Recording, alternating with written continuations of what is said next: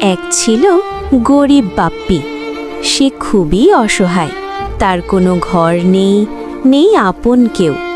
Puppy থাকতো rail স্টেশনে, পুরনো বেঞ্চের নিচে। এই ছিল তার ঘর। ভোর হতেই ট্রেনের বিকট শব্দে তার ঘুম ভাঙে। লোকের ভিড়, দৌড়ঝাঁপ, কিন্তু কেউই পাপ্পির দিকে তাকায় না। পাপ্পির পেট খিদেতে চুঁই চুঁই করে। সে মানুষের দিকে তাকিয়ে থাকে, যদি কেউ একটু খাবার দেয়। বৃষ্টি নামলে স্টেশন ভিজে যায়। পাপ্পি কাঁপতে কাঁপতে কার্টনের ভেতরে লুকায়। তার চোখে জমে ওঠে পানি।